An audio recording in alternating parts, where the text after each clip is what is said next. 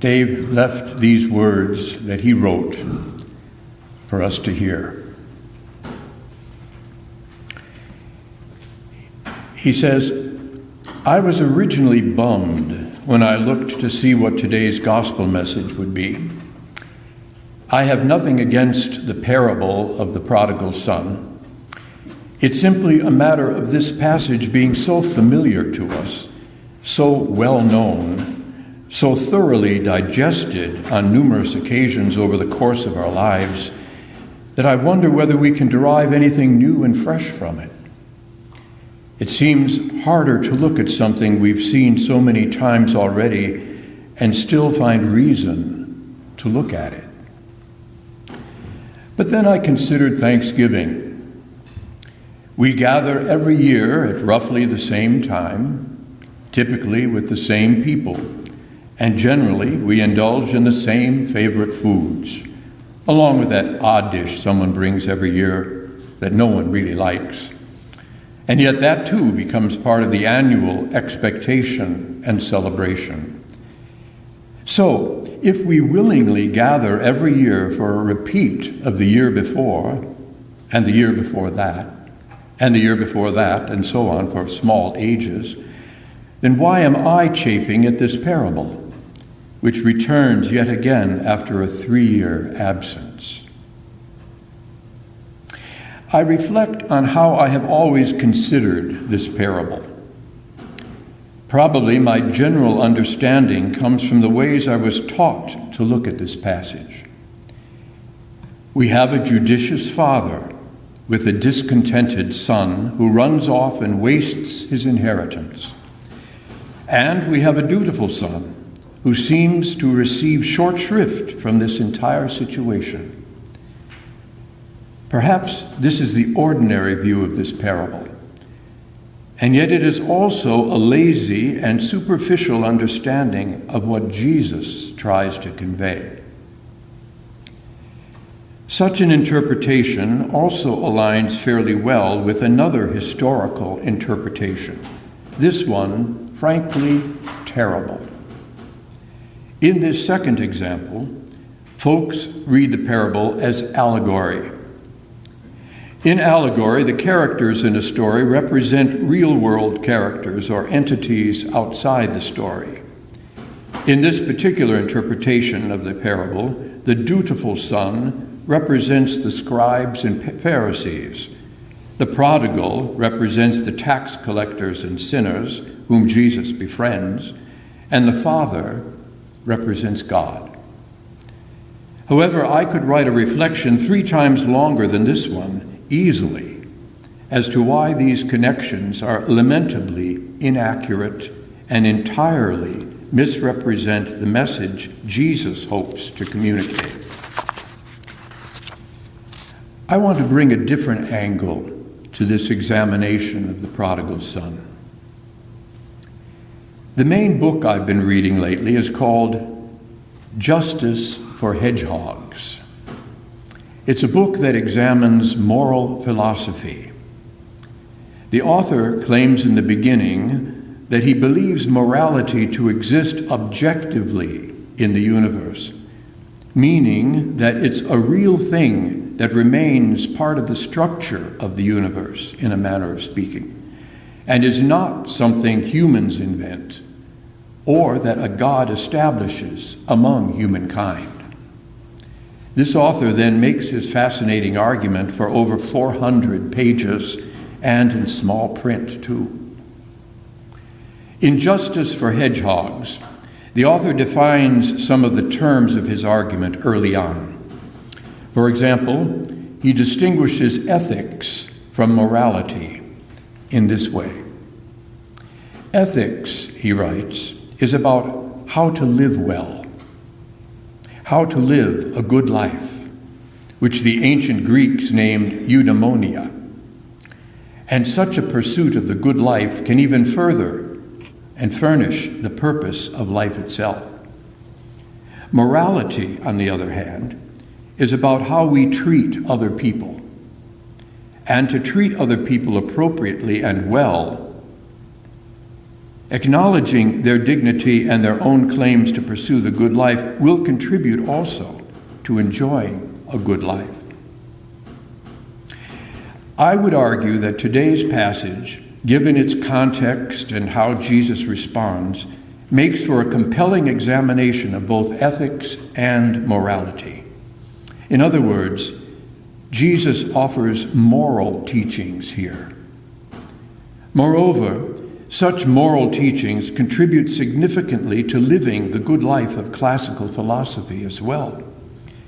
In still other words, the gospel itself guides us both in proper moral behavior and in pursuing the good life that God expects us to live. Recall that today's lectionary begins with this, which establishes context and sets the stage of the scene. Now, writes Luke, all the tax collectors and sinners were coming near to listen to Jesus. And the Pharisees and scribes were grumbling and saying, "This fellow welcomes sinners and eats with them." My first thought, of course, is big deal. We're a church and we welcome sinners every Sunday. All of us here. And eat with each other, often enough during fellowship time after church. Does anyone here feel particularly upset about that? The Pharisees and scribes are coming at this from a different perspective. In their view, sin and sinners have a polluting effect on the purity of others. Presumably, people who observe their religious duties maintain a measure of ritual cleanliness and purity. Many of the rules and regulations of the Old Testament are designed to keep this ritual purity intact.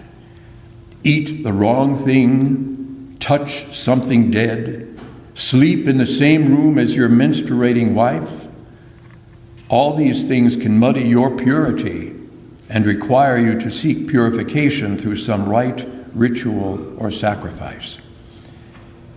These views persist still today and correspond to the contemporary Christian views that encourage some folks to avoid hanging out with people who do not confess the same faith. So this idea lives on, that sinners somehow threaten a good Christian's piety and purity. This is a strange thing for modern Christians to believe, because in this passage, Jesus very clearly rejects exactly this position. The question that lies behind this passage is, how do we treat tax collectors and sinners? In other words, as I maintain, this is a question of morality. And to the extent that how we treat others defines the quality of our own lives, this becomes also an ethical concern. For the Pharisees and their kind, both in yesteryear and today, this matter concerns purity. For Jesus and his followers, it is instead a moral matter. This difference in approaches remains the crux of today's dispute. While the Pharisees remain concerned here about ritual purity and pollution, Jesus suggests that the way to find the lost is precisely to make friends of them and to associate with them and enjoy their company. His concern is not purity and pollution, but having meaningful relationships with those who will benefit from them. It's not about lost people leading the pure astray. Rather, it's about helping the lost to be found through living in relationship with them as followers of Jesus. They don't drag us down in this view. Instead, we lift and elevate them by accepting them in the name of the love of Christ. Prior to today's parable of the prodigal son, Luke gives us two other parables in which things of value that were lost get found.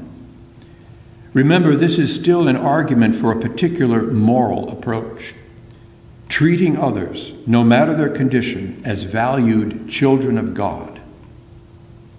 Today's parable takes a deeper look and frames a fascinating situation for us to consider. The family under consideration is deeply dysfunctional, like virtually all of our families as well. It's an insightful assessment. And yet, in the middle of this family dysfunction, the father determines to live well and to treat his wayward sons with care and compassion. Both sons treat him poorly, but he does not respond in kind. Instead, against their sinfulness, he responds with mercy and grace. Let's look at the parable again with this idea in mind. The younger son demands his inheritance, an unusual and frankly insulting request. To ask for his inheritance in this manner, the younger son essentially conveys to his father, "I wish you were dead already." Such a disturbing subtlety mostly escapes us because we lack an adequate understanding of ancient ways. Then, to leave the country for another and to squander the money in the manner he does comprises additional insults to his father, essentially disowning him, the family, and his home. This younger son behaves shamefully, and everyone for whom Luke reports this parable would have understood these things. The only thing that would make his behavior worse would be to return home as an abject failure, which is what he does, dragging behind him even more shame for his father and family to endure. The older son behaves no better. Filled with envy and resentment, the older son treats his father disrespectfully and exhibits the kind of petulance we suspect from misbehaving children. The father insists that the younger son was lost and is found. However, the older son is just as lost and also needs finding. To understand these two sons as equally inappropriate in their behavior toward their father is a point we should not miss. The father, it seems, may be trapped in the middle of a volatile situation. Probably many of Luke's and Jesus' early listeners would have been startled, even shocked, by the father's responses to the disrespectful, even shameful behavior he endures. Indeed, his gentle way of contending with each son may have made him appear as a fool. In such a patriarchal age, when fathers often possessed absolute authority over their families, like minor tyrants, the behavior this parable reports would have been met with harsh finality. A father might very well have disowned both sons and sent them packing. The social expectations here are important because they end up being inconsequential. Not even social pressures should influence proper moral behavior and ethical behavior. You may be laughed at, may be called a fool, and yet you are doing the right thing. Jesus is saying this too. Nevertheless, for the love he bears his two boys, no matter how badly they treat him, this father will overlook their sinfulness and bring to their different relationships not anger and vindication, but compassion and mercy. For the younger son, his love is so great and his joy so complete that he runs to him. An embarrassing display of exuberance that no self-respecting man of his station and age would ever exhibit. He also celebrates his son's return extravagantly. And his love for the older son is so great that he assures him soothingly of the indissoluble nature of their relationship. To him he says, "Son, you are always with me, and all that is mine is yours." In other words, the two of them can hardly be closer. So why these feelings of insecurity and jealousy? This parable definitely contends with a specific moral matter. At the same time, we are to understand that God sees the likes of tax collectors and sinners much as this parabolic father sees his two sons. God's stance remains merciful and full of grace, and sees good, affirming relationships between God's different children as sources of joy and celebration. Indeed, the Pharisees do not demonstrate the proper way to regard folks upon whom society looks with disfavor. On the contrary, Jesus demonstrates the proper way, and this way includes explicitly at least both welcome and therefore hospitality, and conviviality, which includes warmth, enjoyment, and fellowship. What questions could possibly remain after this parable about how we are to treat the people we meet in our lives? Again, in our discipleship, as well as in our approaches to morality and ethics, we are to use love as our guide, which encourages mercy and acceptance and kindness. In Luke's own words, then, we treat others as we would have them to treat us. Indeed, to give as we hope to receive is a common gospel theme. We do well to make our own. Amen.